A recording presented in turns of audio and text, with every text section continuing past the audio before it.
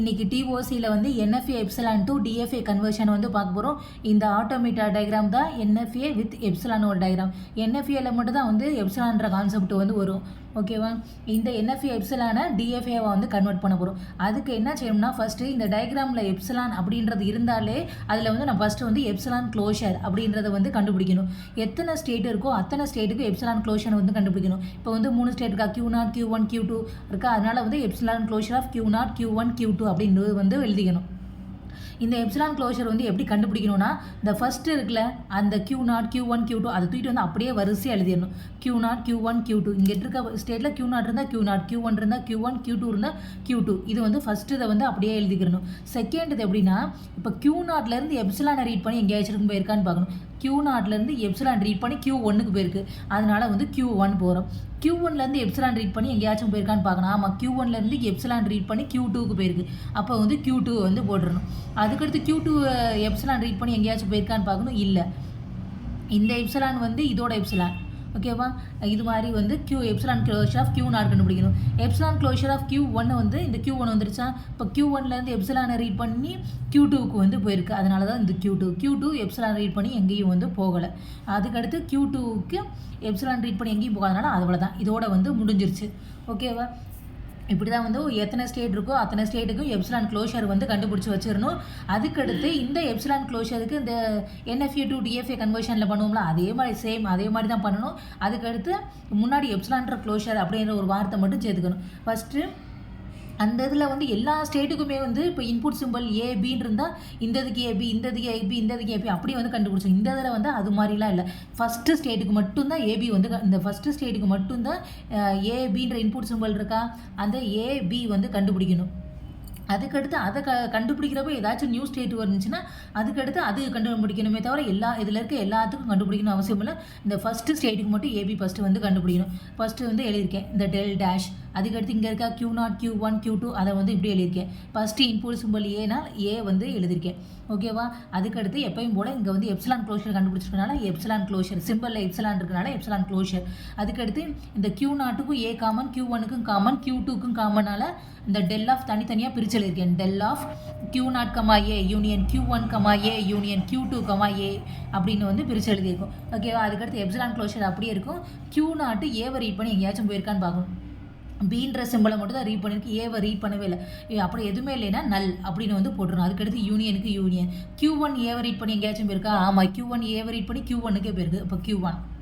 அதுக்கடுத்து Q2 ஏவை read பண்ணி எங்கே போயிருக்கு, Q2 ஏவை ரீட் பண்ணி Q1க்கே போயிருக்கு.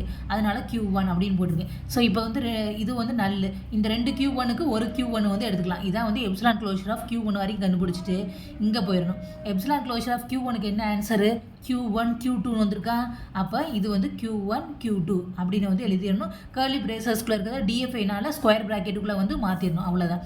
இப்போ வந்து ஏவுக்கு கண்டுபிடிச்சோமா, 2 இன்புட் சிம்பிள், எத்தனை இன்புட் சிம்பிள் இருக்கோ அத்தனை கண்டுபிடி. இங்கே வந்து ஏபி மட்டும் தானே இந்த டயக்ராமில் யூஸ் பண்ணியிருக்காங்க. அதனால ஏவுக்கும் பிக்கு வச்சு செய்யணும். இதே வந்து சி யூஸ் பண்ணாங்கன்னா சிக்கு வச்சுக்கணும். ஏபிசி வந்து 3 கண்டுபிடிக்கும். இங்கே 2 தான் இருக்குது.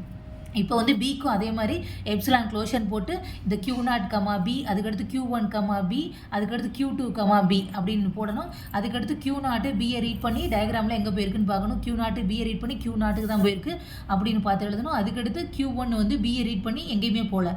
அதுக்கடுத்து Q2 வந்து பியை ரீட் பண்ணி Q0க்கே போகுது. அந்த டயக்ராமில் பார்த்து எழுதிக்கணும். ஸோ 2 Q0க்கு ஒரு Q0 மட்டும் எழுதிக்கிட்டால் போதும். அப்போ எப்சிலான் க்ளோஷர் ஆஃப் Q0 என்னது இங்கே வந்துடணும். எப்சிலான் க்ளோஷர் ஆஃப் Q0 வந்து என்னதுன்னா Q0, Q1, Q2 இதை வந்து எழுதிக்கணும். Q0, Q1, Q2 இது வரைக்கும் இந்த ரெண்டையும் கண்டுபிடிச்சி முடிச்சுக்கிட்டு இப்போ ஆன்சரை வந்து பார்க்கணும். இந்தது Q0, Q1, Q2 இதுக்கு வந்திருக்கா. இதுக்கு ஏபி கண்டுபிடிச்சிட்டோமா. ஆமாம், ஏற்கனவே வந்து ஏபி வந்து கண்டுபிடிச்சாச்சு. அப்போ வந்து இது வந்து ஓல்டு ஸ்டேட் தான். ஓகேவா? இப்போ Q1, Q2 வந்திருக்கு. Q1, Q2க்கு இதில் கண்டுபிடிச்சிருக்குமா, இன்னும் கண்டுபிடிக்கவே இல்லை. அப்போ வந்து இதுதான் நியூ ஸ்டேட் அப்படின்னு போட்டு இந்த நியூ ஸ்டேட்டுக்கு திரும்ப இதே மாதிரி வந்து பண்ணணும். ஏபி இந்த Q1, Q2க்கு ஏபி வந்து பண்ணணும். ஸோ அப்போ வந்து எழுதுகிறப்ப எப்பயும் போல் எப்சிலான் க்ளோஷர் ஆஃப் அதுக்கடுத்து Q1, ஏ யூனியன் Q2, ஏ எழுதிக்கணும். அதுக்கடுத்து எப்சிலான் க்ளோஷர் அப்படியே இருக்கும். Q1 வந்து அந்த டயக்ராமில் ஏவை ரீட் பண்ணி Q1க்கே போகும்.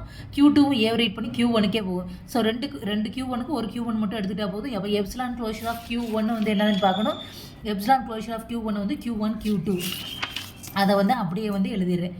ஓகேவா? ஸோ நெக்ஸ்ட்டு இதேக்கு என்ன கண்டுபிடிக்கணும், பி வந்து கண்டுபிடிக்கணும். பி கண்டுபிடிக்கிறப்ப இதே ஸ்டெப்பு தான் செய்கிறப்ப வந்து epsilon closure of Q naught வந்து வரும். எப்சிலான் க்ளோஷர் ஆஃப் Q நாட்டுக்கு முன்னாடி வந்து Q நாட் Q1 Q2 அதை தூக்கிட்டு வந்து அப்படியே எழுதிட்டு கர்லி பிரேஸில் எழுதினா ஸ்கொயர் ப்ராக்கெட்டில் வந்து இப்போ ரெண்டுக்கும் கண்டுபிடிச்சி முடிச்சுட்டு ஏதாச்சும் நியூ ஸ்டேட் வந்திருக்கான்னு பார்க்கணும். இதோட ஆன்சரை பார்க்கணும். Q நாட் Q1 Q2 வந்திருக்கு. இந்த Q நாட் Q1 Q2க்கு ஏற்கனவே ஏபி கண்டுபிடிச்சாச்சு இல்லை, Q நாட் Q1 Q2க்கு ஏபி கண்டுபிடிச்சாச்சு. அப்போ அது வந்து ஓல்டு ஸ்டேட் தான், ஓல்டு ஸ்டேட். இப்போ அதுக்கடுத்து Q1 Q2 வந்திருக்கு ஆன்சர். அப்போ Q1 Q2க்கு ஏபி கண்டுபிடிக்கணும். ஏற்கனவே Q1 Q2க்கு ஏபி வந்து கண்டுபிடிச்சாச்சு. இது அவ்வளோதான், இதுவும் ஓல்டு ஸ்டேட் தான். அப்போ எதுவும் புது ஸ்டேட் வந்து வரல. அப்படி புது ஸ்டேட் வந்தால் தான் செய்யணுமே தவிர இல்லாட்டி வந்து இது அவ்வளோதான், இது கூட வந்து க்ளோஸ் பண்ணிக்கணும். இந்த ஃபஸ்ட்டு ஸ்டேட்டை மட்டும்தான் எடுத்து செய்யணும். அப்படி செய்கிறப்போ ஏதாச்சும் புது ஸ்டேட் வந்துச்சுன்னா செய்யணும், அதை செய்கிறப்ப இன்னொரு புது ஸ்டேட் வந்துச்சுன்னா செய்யணும். இதுக்கு வந்து எதுவும் வரலை அப்படின்னா அதோட வந்து முடிச்சிடும். ஓகேவா? இதை இப்போ கிடைச்ச ஆன்சரை வச்சு இந்த டிரான்சிஷன் டேபிளும் டிரான்சிஷன் டயக்ராமும் வந்து வரையணும். ஸோ டிரான்சிஷன் டேபிளில் வந்து என்னென்ன ஸ்டேட் இருக்குது அப்படின்றது எதுக்கெல்லாம் கண்டுபிடிச்சிருக்கோம். இந்த Q நாட் Q1 Q2க்கு வந்து கிடச்சிருக்குமா, அதுக்கடுத்து ஏபி எது கண்டுபிடிச்சிருக்கோம், Q1 Q2க்கு கண்டுபிடிச்சிருக்கோம். ஃபஸ்ட்டு Q நாட் Q1 Q2க்கு கண்டுபிடிச்சிருக்கோம். அதுக்கடுத்து Q1 Q2 இருக்குது. அதுக்கடுத்து ஏபின்ற இன்புட் சிம்பிள். ஃபஸ்ட்டு இங்கே இருக்கல இந்த Q நாட் Q1 Q2 வந்து ஏவை ரீட் பண்ணி நம்மளுக்கு என்ன ஆன்சர் கிடச்சிச்சு, Q1 Q2 கிடச்சிச்சா, அந்த ஆன்சர் தூக்கிட்டு வந்து இங்கே எழுதணும். அதுக்கடுத்து அது Q நாட் Q1 Q2 பியை ரீட் பண்ணி என்ன ஆன்சர் கிடச்சி அதை தூக்கிட்டு வந்து இங்கே வந்து எழுதணும். அதுக்கடுத்து இந்த இதை தூக்கிட்டு இங்கே இருக்குல்ல, ஸோ இதுக்கு ஏவை ரீட் பண்ணி எங்கே கிடச்சி Q1 Q2 போச்சா, இது பியை ரீட் பண்ணி இந்த இது போச்சா, அந்த இது தான் ஏவை ரீட் பண்ணி இங்கே போச்சு, பியை ரீட் பண்ணி இங்கே போச்சு, இந்த இது வந்து பியை ரீட் பண்ணி இங்கே வந்துச்சுன்றதை போட்டுடணும்.